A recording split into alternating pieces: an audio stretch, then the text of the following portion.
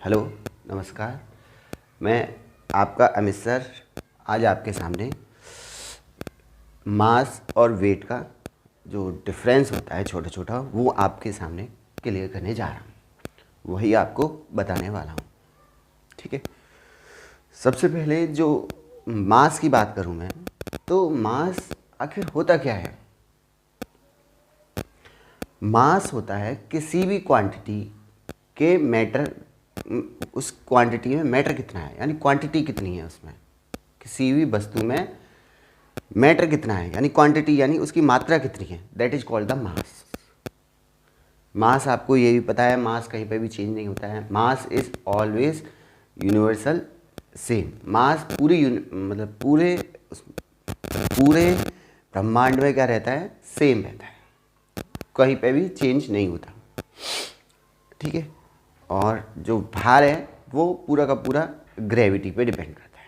सबसे पहले मैं बात कर रहा हूँ कि मास में, अभी मैंने आपसे कहा कि मैटर, तो मैटर में मास कहाँ से आता है? तो मैटर में जो मास आता है, जब साइंटिस्ट थे तो मान लीजिए कोई मैटर लिया हमने, मान लीजिए एक चट्टान ली हमने, तो चट्टान रेत की चट्टान ली, ठीक है ना। चट्टान को साइंटिस्टों ने तोड़ा और उसमें कोई स्टोन लिया उन्होंने, पत्थर लिया, ठीक है, उसका टुकड़ा लिया, फिर उसको भी तोड़ा, बहुत सारा तोड़ा। तो उन्हें जो 19वीं शताब्दी में फिर उन्हें क्रिस्टल मिला। क्रिस्टल के बाद उसको भी उन्होंने बहुत डिवाइड किया। तो जो क्रिस्टल संरचना थी उसके में वो एटम तक पहुँचे। 19वीं शताब्दी में यूनानियों ने एटम की खोज कर ली थी और एटम को ही इन्होंने नाम दे दिया था। एटम को ग्रीक वर्ड के अकॉर्डिंग इन्होंने जो कहा था वो कहा था एटोमास, मतलब इससे ज़्यादा आप इसको तोड़ नहीं सकते। ये था एटम, ठीक है, 19वीं शताब्दी में। पर फिर उसके बाद आते हैं जॉन डाल्टन साहब। ये आए हैं जॉन डाल्टन साहब 19वीं शताब्दी में ही। जॉन डाल्टन साहब आए और उन्होंने जो है पूरी तरह से एटम को खोज दिया और इन्होंने जो इसका व्यास पाया वो 50 नैनो सेंटीमीटर, यानी एक रेत का टुकड़ा लें आप, यानी बहुत सारा रेत होता है, देखा है आपने, रेत का एक दाने का टुकड़ा लें, उसका 1,00,000वां हिस्सा इन्होंने उस एटम को कहा, जॉन डाल्टन साहब ने। ठीक है। तो ये मैंने कुछ स्ट्रक्चर बना रखा था, वही मैं आपको दिखाने वाला हूँ। सबसे पहले मान लो ये है मैटर, कोई भी मान लो सैंड क्रिस्टल है ये पूरा का पूरा। फिर इसके बाद में इन्होंने सैंड स्टोन ले लिया है। सैंड स्टोन के बाद में ये क्रिस्टल आया है। क्रिस्टल का जो स्ट्रक्चर होता है वो 10⁻⁻⁷ मीटर के समथिंग होता है। ठीक है। फिर इसके बाद एटम आ जाते हैं। एटम आपको पता है, एटम नहीं मॉलिक्यूल आता है। मॉलिक्यूल जो बना होता है वो एटम से मिलकर बना होता है। तो जो मॉलिक्यूल का जो स्ट्रक्चर बताया है इन्होंने, वो होता है 10⁻⁹ मीटर। ठीक है। फिर इसके बाद में जो जॉन डाल्टन साहब आ जाते हैं। उन्होंने जो एटम था उसको बताया था स्ट्रक्चर 10 की पावर, जो साइंटिस्टों ने किया है पूरा 10⁻⁻10 मीटर। ठीक है। अब बात यहाँ तक नहीं रुकी। साइंटिस्ट बोले कि आखिर एटम आता कहाँ से? तो इसमें सबसे पहले जो नाम आता है वो आता है आपका जे थॉमसन का। जे थॉमसन ने इसको कुरेदा, किसको, एटम को, और उन्हें 1897 यानी 1897 में रेत के दाने से 2000 गुना छोटा एक इलेक्ट्रॉन मिला। उन्होंने कहा कि ये नेगेटिव चार्ज होता है और ये किसी न किसी पॉजिटिव चार्ज की वजह क्या है, इससे डिस्फ्यूज हो जाता है। और इन्होंने प्रोटॉन की खोज नहीं की थी। उन्होंने ये कहा था कि कोई ना कोई इसमें पॉजिटिव चार्ज है जो इसको डिस्फ्यूज कर देता है। इसके बाद आते हैं रदरफोर्ड साहब। रदरफोर्ड साहब क्या करते हैं कि रदरफोर्ड साहब एक सोने की जो पन्नी होती है, सोने की पन्नी लेते हैं और उस पर अल्फा किरण का बमबारी कर देते हैं। जब अल्फा किरण की बमबारी करते हैं तो उन्हें पता चलता है कि जो अल्फा रेज थी वो सारी की सारी क्रॉस हो गई उसमें से थोड़ी सी कुछ एंगल पे मुड़ गई और एक मतलब वो 2000 में से एक किरण वापस आई। तो उन्होंने कहा कि ये जो है इसमें सारी संरचना मतलब खोखली है और इसमें कोई ना कोई ठोस है, उसको इन्होंने क्या कहा, न्यूक्लियस। ठीक है, इन्होंने इसको क्या कहा, न्यूक्लियस। न्यूक्लियस की खोज किसने की थी, रदरफोर्ड साहब ने। फिर आते हैं गोल्डस्टीन साहब। गोल्डस्टीन साहब ने क्या कहा था कि इसमें कोई पॉजिटिव चार्ज वाला है, पर उसकी जो है प्रोटॉन की खोज कर दी थी उन्होंने, उसको प्रोटॉन को नाम नहीं दिया था। तो प्रोटॉन का नाम जो दिया था रदरफोर्ड साहब ने ही दिया था। ठीक है, 1911 ईस्वी में। तो दोनों की खोज अगर कोई कहे कि भाई प्रोटॉन की खोज किसने की, तो गोल्डस्टीन साहब ने की थी, पर इन्होंने नाम किसने दिया था, रदरफोर्ड साहब ने दिया था। इसके बाद में कुछ दिन बाद चैडविक साहब आए और चैडविक साहब ने क्या किया कि जो न्यूक्लियस था, जो केंद्रक था एटम का, उसको लिया और उसमें से न्यूट्रॉन की खोज कर डाली चैडविक साहब ने। ठीक है ना। तो बात यहाँ तक रुक गई कि यही प्रकृति के मूल तत्व हैं, मूल कण हैं। क्या क्या, एक तो इलेक्ट्रॉन, एक इलेक्ट्रॉन होता है, और जो न्यूक्लियस में होते हैं वो होते हैं प्रोटॉन और न्यूट्रॉन। दोनों ही क्या हैं, तीनों ही क्या हैं, प्रकृति के मूल तत्व हैं। बस साइंटिस्ट कहाँ मानने वाले थे। उन्होंने फिर माइक्रोस्कोप लिया, स्ट्रॉन्ग माइक्रोस्कोप, और फिर देखा, क्योंकि आजकल जो था उसमें वो टक्कर करा रहे थे उन दोनों की। तो टक्कर कराने के लिए उन्होंने इलेक्ट्रॉन और प्रोटॉन को लिया और एक बीम, मतलब उनकी लेज़र बीम बनाई इलेक्ट्रॉन प्रोटॉन की, और आपस में उनको टकराया। तो उन्होंने देखा कि जो इलेक्ट्रॉन है वो प्रोटॉन के तीन तरफ उसको क्या कर रहा है, टच कर रहा है। तो उन्होंने देखा कि आखिर है क्या है इसमें। तो उन्हें मिला क्वार्क। क्या मिला, क्वार्क। प्रोटॉन में उन्होंने क्वार्क की खोज कर दी। ठीक है, क्वार्क जो है आपको वो 6 तरीके के क्वार्क्स मिलेंगे। इसमें अप डाउन, ये मैंने बना रखा है, up down, charm, strength and top and bottom. 6 तरीके के क्वार्क थे और इसके साथ साथ एंटी क्वार्क भी थे किसी उसमें। इसके बाद जब ये क्वार्क की खोज हो जाती है तो फिर इन्होंने न्यूट्रॉन को भी लिया, न्यूट्रॉन को किया इसी तरीके से। तो न्यूट्रॉन में भी इन्हें कोई क्वार्क मिला। तो इसमें जो प्रोटॉन में क्वार्क थे 2, तो अप क्वार्क थे, एक डाउन था, और न्यूट्रॉन में जो क्वार्क थे 2 डाउन थे, एक अप क्वार्क था। इस तरीके से इन्होंने जो है प्रोटॉन और न्यूट्रॉन को कहा कि मौलिक तत्व नहीं है, प्रकृति के मौलिक तत्व होते हैं क्वार्क। और इन्होंने क्वार्क को जो देखा, तो क्वार्क जो आपस में जुड़े हुए थे वो ग्लूऑन से जुड़े हुए थे। किससे, ग्लूऑन से जुड़े हुए थे। ग्लूऑन का अपना कोई एटॉमिक मास नहीं था, पर इन सब के मास थे। मास की कहानी यहीं से स्टार्ट नहीं होती। अब साइंटिस्ट बोले कि ये मास आता कहाँ से। तो मास की जो थ्योरी थी, उन्होंने जो हिग्स बोसोन साहब थे, जो पीटर हिग्स थे, उन्होंने कहा था कि ये पूरा का पूरा जो आता है वो हिग्स फील्ड से आता है, मास किसी भी एटम में। तो उन्होंने कहा अच्छा। तो उन्होंने हिग्स फील्ड में ही जो स्ट्रिंग होती है, आजकल स्ट्रिंग चल रहा है, जो क्वांटम थ्योरी चल रही है उसमें स्ट्रिंग मानते हैं। तो स्ट्रिंग से ही आपका न्यूट्रॉन प्रोटॉन में जो क्वार्क होते हैं उनको मॉलिक्यूल मास मिलता है। ठीक है, और स्ट्रिंग, क्योंकि इलेक्ट्रॉन नेचुरल है, इलेक्ट्रॉन मतलब इससे ज़्यादा नहीं टूट सकता, तो इलेक्ट्रॉन को भी डायरेक्टली स्ट्रिंग से ही मास मिलता है। ठीक है, ये मास की कहानी थी। अब मास, तुम कहोगे साहब मास में इतना बताने की क्या ज़रूरत थी। तो मास में इसलिए बताने की ज़रूरत थी क्योंकि जो मास है किसी भी बॉडी का, वो डिपेंड करता है उसके इलेक्ट्रॉन, प्रोटॉन और न्यूट्रॉन पर। इलेक्ट्रॉन का क्योंकि कोई मास नहीं होता है, उसके न्यूक्लियस का मास होता है, ठीक है ना, जिसमें प्रोटॉन और न्यूट्रॉन होते हैं। तो उनका मास अगर नहीं जोड़ेंगे तो आप मास कहाँ से आएगा।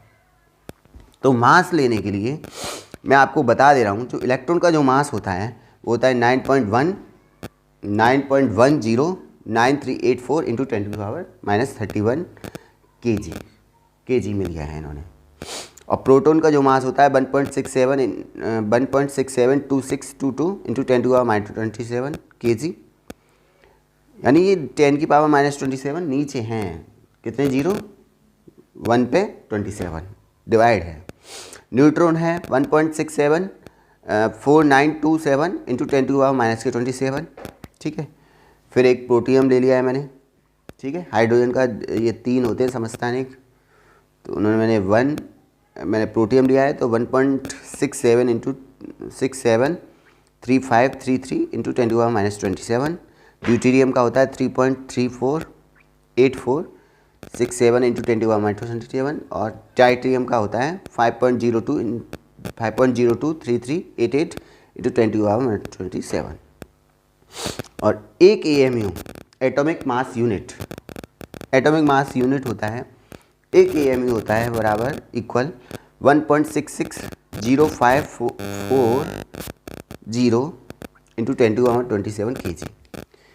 एक AMU जो होता है एटॉमिक मास यूनिट जो होता है वो C जो कार्बन होता है हमारा, इसको हम C12 भी कहते हैं।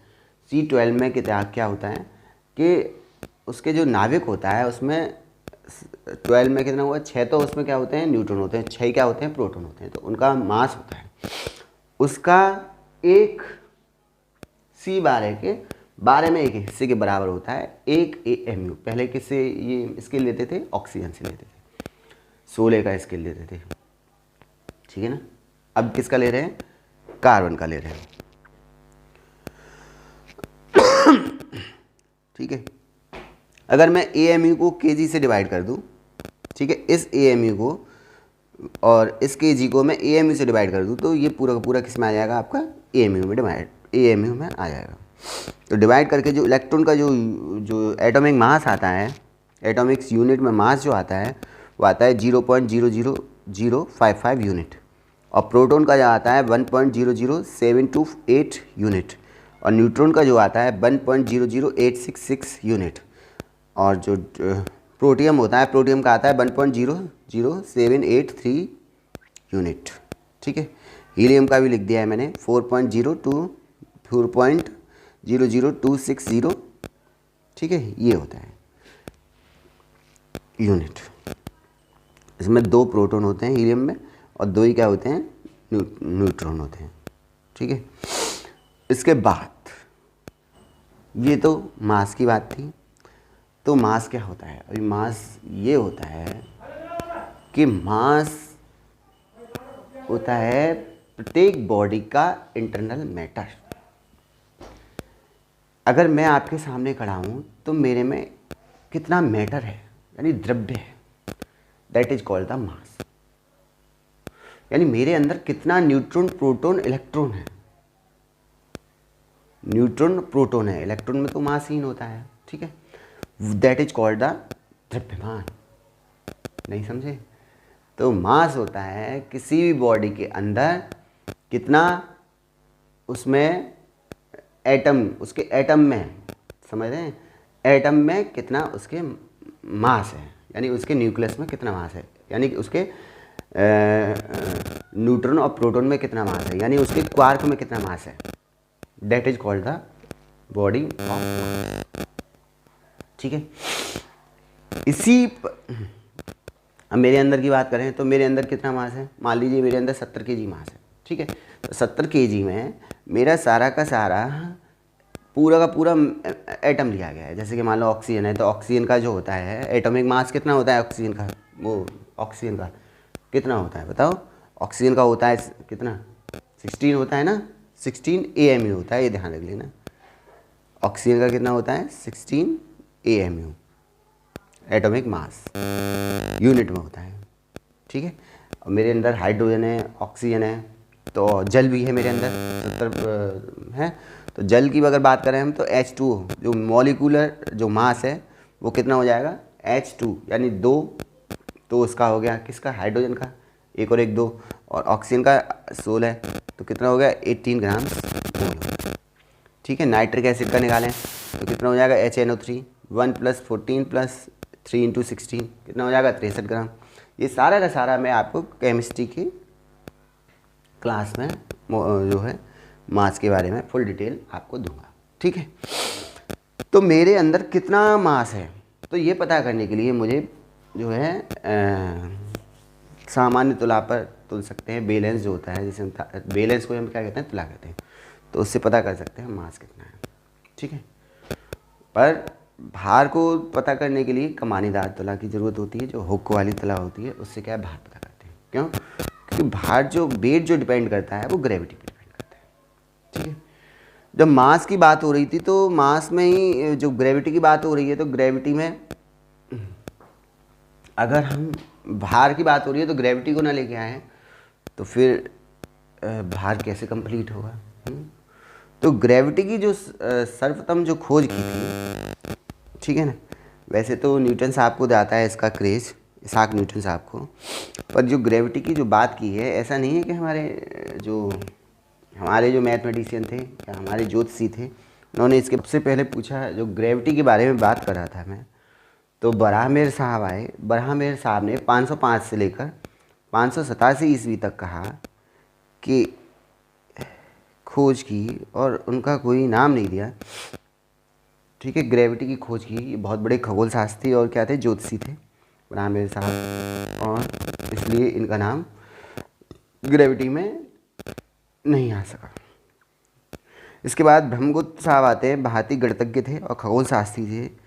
598 से लेकर 670 तक के काल में इन्होंने बताया कि पृथ्वी गोल है और अपनी ओर चीज़ों को आकर्षित करती है। फिर असली कहानी आती है भास्कराचार्य। भास्कराचार्य बहुत बड़े ज्योतिषी थे और गणितज्ञ भी थे। इनकी लड़की होती है, इनकी बेटी होती है लीलावती, वो भी एक बहुत बड़ी गणितज्ञ थी, ठीक है। तो लीलावती पूछती है पिताजी से, अपने से भास्कराचार्य से, कि पिताजी ये बताइए पृथ्वी किस पर टिकी हुई है।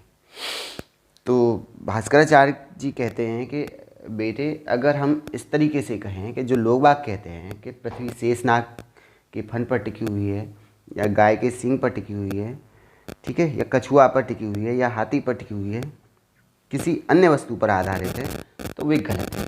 क्यों?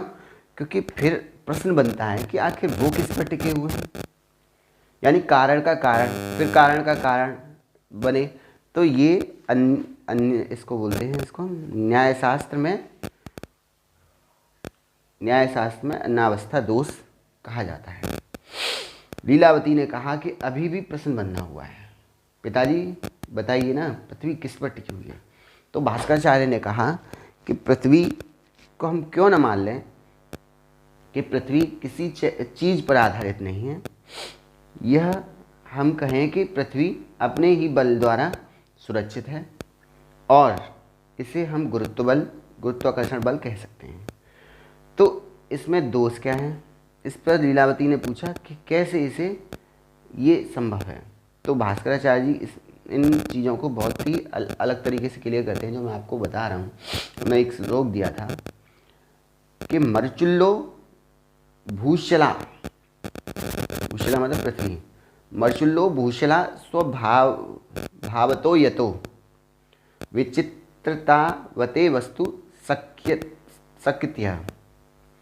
सिद्धांत शिरोमणि गोलाध्याय भवनकोश आगे कहते हैं, आकृष्टि शक्तिश्च महीतया यत खस्तगुरु स्वाभिमुखम स्वसत्तत्या आकस्त्ये तत्पतीव भाति समेशमत्ताम क्व पततीय खे।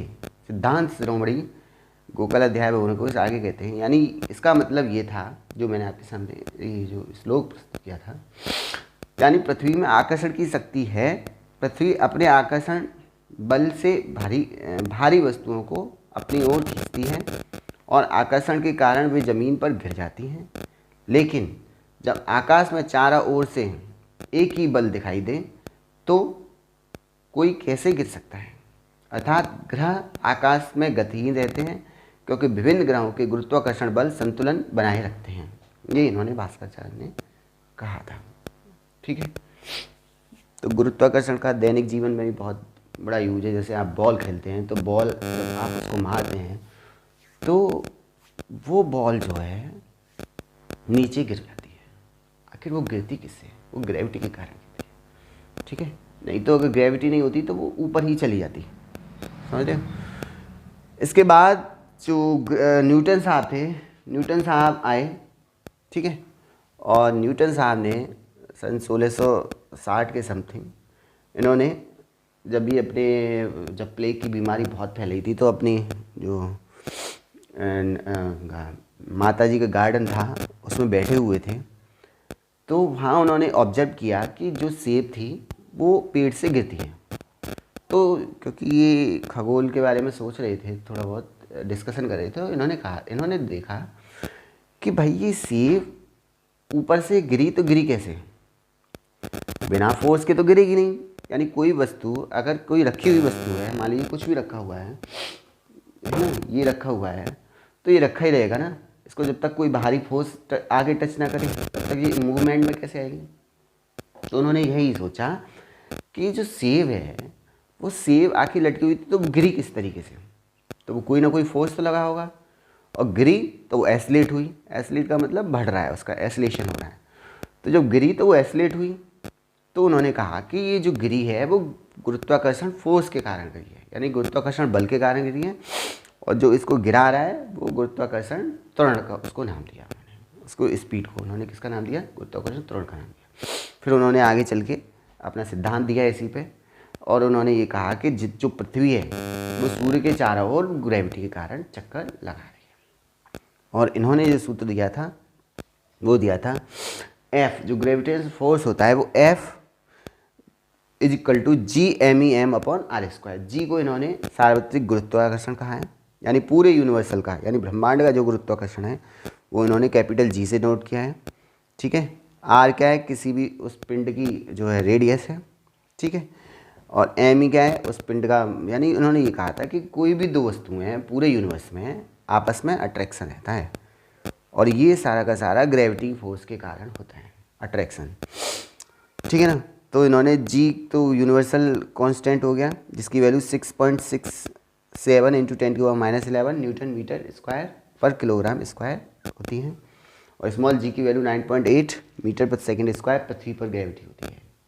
होल पृथ्वी पर अलग अलग हो सकती है, पर जो एवरेज माना गया है यूनिवर्सिटी जो साइंटिस्टों ने, वो जी का वो 9.8 मीटर पर सेकेंड स्क्वायर, ठीक है ना। इन्होंने जो सूत्र दिया था वो F बराबर GMEM अपॉन R² है ना, और एक इन्होंने दिया था F बराबर mg। जब इन दोनों को आप कंपेरिजन करेंगे तो आपको मिलेगा स्मॉल g बराबर g और कैपिटल G में रिलेशन, स्मॉल g बराबर GMEM अपॉन R²। जैसे जैसे ऊंचाई पर जाते जाते हैं वैसे वैसे ग्रेविटी घटती जाती है, और 200 किलोमीटर के समथिंग पूरी ग्रेविटी क्या हो जाती है, जीरो हो जाती है स्पेस में, ठीक है ना। तो जो ग्रेविटी है वो भी कई चीज़ों पर डिपेंड करती है, जैसे किसका घूर्णन ज़्यादा है, जहाँ घूर्णन ज़्यादा होगा वहाँ ग्रेविटी कम होगी, जहाँ घूर्णन कम होगा वहाँ ग्रेविटी ज़्यादा होगी, जहाँ रेडियस ज़्यादा होगी वहाँ, जैसे कि इसी से ले लीजिए, जहाँ रेडियस ज़्यादा होगी वहाँ क्या होगी, ग्रेविटी कम होगी, ठीक है ना, और जहाँ रेडियस कम होगी वहाँ ग्रेविटी ज़्यादा होगी। तो एक्चुअल जो पृथ्वी की अगर हम बात करें तो पृथ्वी जो हमारी जियोइड स्पेस में है, जैसे जियोइड स्पेस क्यों हुए हैं, क्योंकि यहाँ पे हिमालय निकला हुआ है तो ऊंचा है, और यहाँ पे रॉकीज पर्वत है, एंडीज पर्वत है अमेरिका के। तो यहाँ पे ये जो इक्वेटर है, इक्वेटर पे क्या है, हमारी पृथ्वी की जो रेडियस है ज़्यादा है, और जो पोल है, पोल पे हमारी रेडियस, जो पृथ्वी की रेडियस क्या है वो कम है, ठीक है ना। तो एवरेज जो माना है इन्होंने इसको जियोइड को गोल करके वो 6400 किलोमीटर के समथिंग माना है। पर एक्चुअल में जो देखा जाए तो ध्रुवों पे एक तो स्लो घूमती है घूर्णन, ठीक है। तो जो ध्रुवों पे घूर्णन के कारण जो ग्रेविटी होती है वो घूर्णन क्या होता है, ध्रुवों पे कम होता है, तो ग्रेविटी क्या हो जाएगी, ज़्यादा हो जाएगी। और कोई भी मान लीजिए जैसे इस तरीके से अगर जितनी तेज़ घूमेगा तो ये इक्वेटर पे क्या होगा, इक्वेटर पे उतनी ही तेज़ क्या होगा, इसमें ग्रेविटी कम होगी, यानी कि जितनी तेज़ी से उस पर हम रह ही नहीं सकते, जितना तेज़ चीज़ घूमेगी, जितना स्लो घूमेगी हम उस पर आराम से रह सकते हैं। तो ग्रेविटी क्या हो जाएगी, यहाँ इक्वेटर पर कम हो जाएगी, तो घूर्णन ज़्यादा। तो विषुवत रेखा पर जो होता है वो घूर्णन इज प्रोपोर्शनल टू 1 विषुवत रेखा पर जी, ठीक है ना। अगर धीमा घूमेगा तो ग्रेविटी ज़्यादा होगी, तेज़ घूमेगा तो ग्रेविटी कम होगी, ठीक है ना। धीमा घूमेगा तो ग्रेविटी ज़्यादा होगी, और तेज़ घूमेगा ग्रेविटी कम होगी, और अपने से 17 गुना घूम जाएगी तो वहाँ पे क्या हो जाएगी, ग्रेविटी जीरो हो जाएगी। ठीक है ना। इसके बाद में ऊंचाई पर जाने पर उसमें जो रेडियस में क्या हो जाएगी, जो पृथ्वी की रेडियस है सेंटर से हम मानते हैं, क्योंकि ग्रेविटी को हम क्या है, सेंटर की तरफ जो अट्रैक्शन फोर्स होता है वही ग्रेविटी होती है। ठीक है ना। तो इसमें क्या है, हम आर में कैपिटल आर की वैल्यू कितनी होती है, 6400 किलोमीटर, आर में हम एच और जोड़ देते हैं। ठीक है ना। तो क्या बन जाता है हमारा, ऊंचाई पर जाने पर ग्रेविटी को हम डिफाइन कर सकते हैं कहीं पे भी, ये मान लीजिए यहाँ पे है तो, ठीक है ना। तो उसको भी डिफाइन कर सकते हैं। और गहराई में अगर अंदर जाएंगे तो ग्रेविटी के लिए जो फॉर्मूला है वो गहराई पर वो होता है जी डैश बराबर, जी डैश का मतलब जो बदला हुआ है ग्रेविटी वो, और g original gravity 1 minus h upon r. ठीक है ना।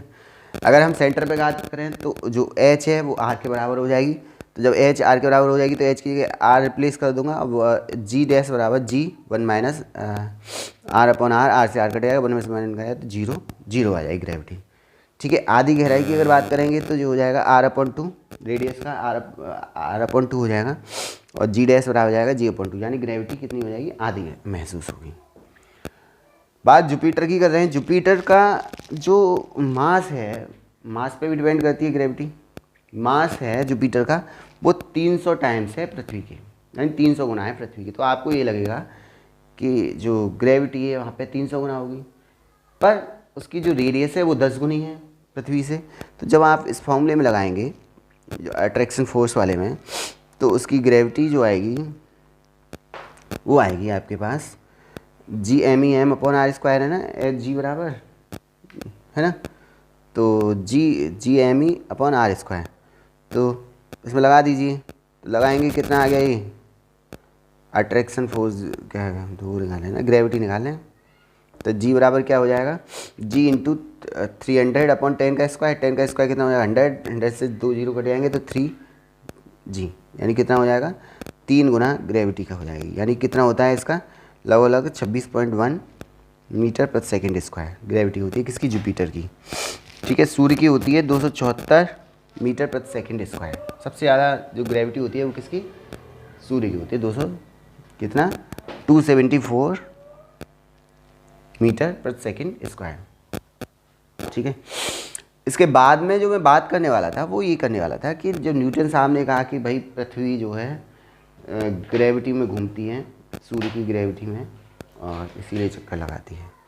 तो अब आए आइंस्टीन साहब। आइंस्टीन साहब ने बिल्कुल सिरे से न्यूटन की थ्योरी को खारिज कर दिया और कहा कि जो उन्होंने सबसे पहले एक सिद्धांत दिया वो था सापेक्षिकता सिद्धांत, विशेष सापेक्षिकता सिद्धांत, स्पेसिफिक बोल सकते हैं इसे, रिलेटिव थ्योरी। तो ये 1905 में पब्लिश हुई। इन्होंने कहा कि जैसे आप पृथ्वी पर कोई भी चीज़ देखते हैं तो वो 3 डायमेंशन होती है, जिसमें कि लंबाई, ऊंचाई, चौड़ाई 3 होंगी। पर इन्होंने कहा कि चौथा जो आयाम है इसका, स्पेस का, वो हमें दिखाई नहीं देता, वो स्पेस और टाइम है, जो कि स्थिर है, स्पेस और टाइम। और स्पेस और टाइम में कोई भी जिसका द्रव्यमान होगा वो उसमें एक कर्व पैदा कर देता है। जैसे सूर्य का अभी बताया मैंने, तो सूर्य का जो द्रव्यमान है वो स्पेस और टाइम में क्या कर्व पैदा कर देता है। तो जो कर्व पैदा कर देता है, कर्व के जो कर्व होता है वही ग्रेविटी होती है। जो कर्व टाइप में जो होती है ना, वही क्या है, ग्रेविटी है। और उसी के कर्व में, सूर्य के कर्व में ही पृथ्वी और जितने भी तुम्हारे प्लैनेट हैं, 8 प्लैनेट, वो उसके कर्व टाइप में ग्रेविटी में घूम रहे हैं, जो मैंने आपको बता भी चुका हूँ पहले। मान लीजिए ये कोई कर्व, ये कोई हमारा स्पेस एंड टाइम है और इस पर ये सूर्य रखा हुआ है। सूर्य जब रखेंगे तो इसमें क्या होगा, देखो कर्व आ जाएगा, गड्ढा आ जाएगा। इसी कर्व के चारों तरफ जो प्लैनेट पूरे घूम रहे हैं, वो ग्रेविटी का कर्व इन्होंने बताया।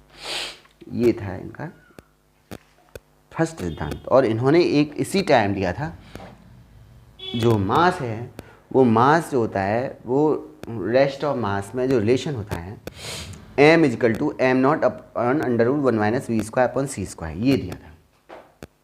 ठीक है ना। और इसको जब इंटीग्रेट करके इन्होंने जो मैथमेटिकली जो प्रूव किया था वो कहा था E=mc²। ये बहुत बड़ा सूत्र है, इसी पे सारा का सारा कुछ डिपेंड करता है। E=mc²। E यहाँ पे एनर्जी है और m क्या है, द्रव्यमान है, और c क्या है, प्रकाश की चाल का 2 गुना। अगर किसी भी द्रव्य, यानी इन्होंने ये कहा था कि सापेक्षिक सिद्धांत से कि जो एनर्जी है वही द्रव्यमान है और जो द्रव्यमान है वही एनर्जी है, इसको कन्वर्ट कर सकते हैं हम एक दूसरे को, और इन्होंने करके भी दिखाया था। ठीक है ना। तो इन्होंने ये कहा था कि जितना भी आप ब्रह्मांड में मैटर देख रहे हैं वो सारा का सारा एनर्जी कभी रहा है, वो एनर्जी बन सकता है, ये कहा था। अगर बशर्ते वो प्रकाश की चाल से 2 गुना चले तो क्या हो जाएगा, वो एनर्जी हो जाएगा, ये कहा था इन्होंने। ठीक है। और E=mc² के इन्होंने बहुत, मतलब इनका ये मान लीजिए बहुत, इन्होंने ये भी कहा था जब इसको रिसर्च किया था, तो इन्होंने कहा कि भगवान भी इस सूत्र को देखकर मुझे हंस रहा होगा कि मैंने इसको क्या दे दिया। तब वो भगवान में विश्वास रखते थे थोड़ा सा, है ना। फिर इसके बाद में इन्होंने जो है, जो ग्रेविटी वाला मैंने बताया था कर्व वाला, वो इन्होंने सामान्य सापेक्षता सिद्धांत 1916 में दिया था। इन्होंने ग्रेविटी को कर्व बना दिया था और इन्होंने कहा था कि संसार में सारी की सारी चीज़ें ग्रेविटी के अट्रैक्शन में मतलब झुक जाती हैं, ग्रेविटी से अट्रैक्ट होती हैं। और इन्होंने कहा था कि जो लाइट है वो भी अट्रैक्ट होता है। ठीक है। इन्होंने ये जो एक पूर्ण जब सूर्य ग्रहण होता है तो इन्होंने स्टार को भी दिखाया था कि देखो ये स्टार से आने वाला जो प्रकाश है वो भी क्या हो जाता है, थोड़ा सा कर्व, ग्रेविटी में कर्व हो जाता है, इसीलिए आपको वो सीधे आने की जगह दूसरी जगह स्टार दिखाई देता है। मतलब स्टार कहीं और होता है उसकी लोकेशन, और दिखाई कहीं और देता है। उन्होंने ये कहा था। इनके बाद में जो आइंस्टीन साहब के बाद में आते हैं जॉर्ज लेविंथन। जॉर्ज लेविंथन ने कहा कि भाई ये जो पूरा पूरा ब्रह्मांड है वो बिग बैंग थ्योरी से बना है। बिग बैंग यानी बहुत, बिग बैंग से कोई पहले सिंगुलरिटी थी, सिंगुलरिटी में विस्फोट हुआ उसके अंदर, फिर ये पूरा का पूरा ब्रह्मांड बना, है ना। फिर इसके बाद क्वांटम थ्योरी आ जाती है। क्वांटम थ्योरी में ये कहा गया कि ये उससे पहले इन्होंने कुछ और खोज हुई थी। उन्होंने कहा कि हब्बल साहब ने कहा था हब्बल टेलीस्कोप से देखकर कि सारे के सारे जो इसमें स्टार हैं या जो गैलेक्सीज हैं वो एक दूसरे से दूर जा रहे हैं पर एक ही डायरेक्शन में जा रहे हैं, नॉर्थ टू साउथ। ठीक है ना, साउथ टू नॉर्थ। उन्होंने ये कहा था कि वो क्या हो रहा है, स्पेस का क्या हो रहा है, विस्तार हो रहा है। फिर इसके बाद में डार्क एनर्जी की बात होने लगी कि ये जो हमें दिख रहा है वो डार्क एनर्जी है और इसी से क्या बनता है, डार्क मैटर बनता है। ठीक है ना। जो डार्क मैटर है, डार्क मैटर को जो एक्सपेंड कर रहा है वो क्या कर रही है, डार्क एनर्जी एक्सपेंड कर रही है। ठीक है। और मतलब इसी तरीके से ये जुड़ता गया सब कुछ। ठीक है। तो ग्रेविटी की जो बात कर रहा था मैं, यही कह रहा था कि जो भार होता है वो ग्रेविटी पर ही डिपेंड करता है। समझ रहे हो। आपको भारहीनता का जो महसूस होगा, अगर ग्रेविटी जीरो हो जाएगी, वो स्पेस में ग्रेविटी क्या हो जाएगी, जीरो हो जाएगी, तो वहाँ पे क्या हो जाएगा, W=mg होता है, नहीं होता है, भार =mg। तो वहाँ पे जब g जीरो हो जाएगा तो m ऑटोमेटिक जीरो हो जाएगा, तो भार क्या हो जाएगा, आपको भारहीन महसूस होगी। पर आप में क्वांटिटी उतनी ही होगी, मास उतना ही होगा, पर भार क्या है, आपको भारहीनता आपको जीरो होगी। जैसे कि लिफ्ट में अगर आप जा रहे हैं तो लिफ्ट में ऊपर की तरफ जा रहे हैं तो आपको भार बढ़ा हुआ महसूस होगा। ठीक है। नीचे की तरफ आ रहे हैं तो कम महसूस होगा, और समान त्वरण से ऊपर नीचे जा रहे हैं तो फिर आपको कोई बदलाव नहीं होगा। ठीक है ना। अगर आपका एक्सीलरेशन ज़्यादा है लिफ्ट का ग्रेविटी से, तो आपकी चांद छत से टकरा जाएगी। ठीक है। और अगर आपका लिफ्ट का तार टूट जाता है अचानक, तो आपकी जो ग्रेविटी है वो जीरो हो जाएगी और आपको भारहीनता का महसूस होगा। जैसे कि झूले में जब आप नीचे की तरफ आते हैं तो आपको भारहीनता का एहसास होता है। ये सारा का सारा भार जो है ग्रेविटी पर डिपेंड है। यानी मैं ये सब क्यों बनाया था, क्योंकि कर्व स्पेस नहीं बनाता मैं, तो ग्रेविटी कहाँ से आती है। यानी कर्व में ही आपका ग्रेविटी का राज छुपा हुआ है और इसी से आपको भार का अनुभव होता है। भार महसूस किससे होगा, ग्रेविटी से। समझ रहे। तो ये सब मैंने इसीलिए बना रखा था। इसमें ये टाइम जो होता है वो एक्सपेंड हो रहा है ना, और जो लेंथ है वो संकुचन हो रहा है, लंबाई जो हो रही है उसकी संकुचन हो रही है। दो वस्तुओं के आपस में देखते हैं तो वो क्या है, संकुचित होती है। ये सब यही बना रखा था मैंने, और क्या है इसमें, यही था। मैंने ये रखा था, एटॉमिक नंबर है इसका, हाइड्रोजन का 1, और ये एटॉमिक मास यूनिट है 1। ये सब आपको पता होना चाहिए, ये सब मैं केमिस्ट्री क्लास में बताऊँगा पूरा। यही था, और कुछ नहीं था इसमें। तो अभी भी अगर आपका क्वेश्चन बना हुआ है मास और वेट में, तो मैं उसको जब फिजिक्स पढ़ाऊँगा ना तब आपका क्लियर कर दूँगा, ठीक है। तो द्रव्यमान जो होता है वो द्रव्यमान क्वांटिटी पर डिपेंड करता है कि उसके अंदर कितना मैटर है। मैटर का मतलब है उसमें कितना एटम है, मॉलिक्यूल है। मॉलिक्यूल का मतलब कितना उसमें एटम है। एटम का मतलब उसमें कितना न्यूट्रॉन और प्रोटॉन है, और न्यूट्रॉन और प्रोटॉन का मतलब इसमें कितना क्वार्क है, ठीक है। उसका सारे का मास इज कॉल्ड, सारे का द्रव्यमान मैटर इज कॉल्ड द मास, ये कहलाता है मास। और डब्ल्यू जो कहलाता है, जो भार कहलाता है, वो पूरा का पूरा ग्रेविटी पे डिपेंड करता है। ग्रेविटी चेंज तो आपका वेट चेंज हो जाएगा। जैसे चंद्रमा पर जो ग्रेविटी है वो पृथ्वी की G/6 है। कितनी है? G/6 है, यानी 1/6 G है। तो अगर यहाँ पर आपका वेट की बात कर रहा हूँ, वेट को हम न्यूटन में नापते हैं।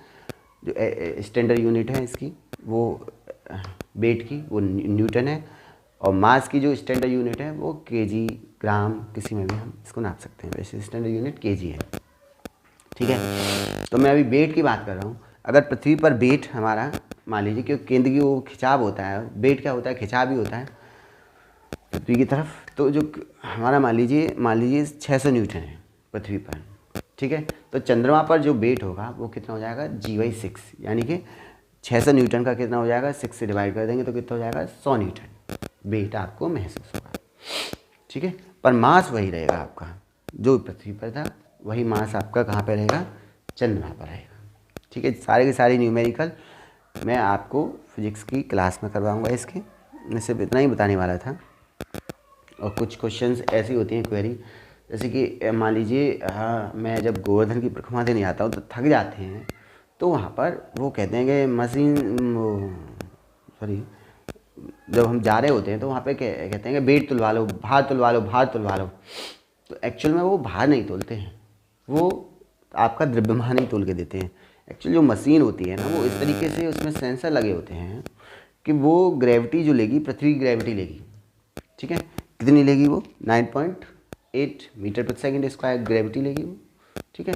और उसका मल्टीप्लाई करके पहले तो वो तोलती है क्या, भार। फिर उसको क्या कर देते हैं, जो मास निकालना है तो उसको ग्रेविटी को वेट, भार में क्या डिवाइड कर देती है 9.8 से, और आपको जो बताती है वो केजी में बता देती है, समझ रहे हो। तो उसमें सेंसर होता है, तो बताती वो मास ही आपका, पर क्योंकि हम लोगों को आदत पड़ी हुई है कि भाई भार है तो भार कह देते हैं, पर वो मास ही बताती है, ठीक है। जो सामान्य तुला होती हैं, जो जनरल तुला होती हैं, बैलेंस होते हैं, वो आपका मास बताएंगे। और जो कमानीदार तुला होती है वो क्या बताएगी, आपका भार बताएगी। तो भार, जैसे अगर हम चीनी लेके आ रहे हैं दुकान से, तो चीनी जब तुली तो मास में तुली, और जैसे ही हमने हाथ में उठाई तो क्योंकि वो ग्रेविटी काम नीचे करने लग गई ना, ग्रेविटी का काम जो नीचे खिंचाव था उसका 9.8 मीटर प्रति सेकंड से नीचे खिंच रही है, तो वो भार आपको महसूस होगा, उसका कोई भार है, तो वो भार होता है। तो यही था सब कुछ इसमें, और कुछ भी रह गया होगा तो जो पूरा का पूरा मास जो मिलता है वो हिग्स फील्ड से मिलता है, ये ध्यान रख लेना। यही था इसमें, आज के लिए इतना ही, थैंक यू। और आगे जब भी मैं अब क्लास लूँगा तो लेक्चर वाइज लूँगा, और सबसे पहले मैं आपको इजीली सब्जेक्ट है आपकी इकोनॉमिक्स, आपको पढ़ाने वाला हूँ। एक एक टॉपिक वाइज टॉपिक्स में आपको इकोनॉमिक स्टार्ट करूँगा, और आपको लगेगा कि हाँ आपने इकोनॉमी पढ़ी है किसी ऐसे टीचर से कि आपको बहुत अच्छी इकोनॉमी लगेगी। थैंक यू, आज के लिए इतना ही, नमस्ते।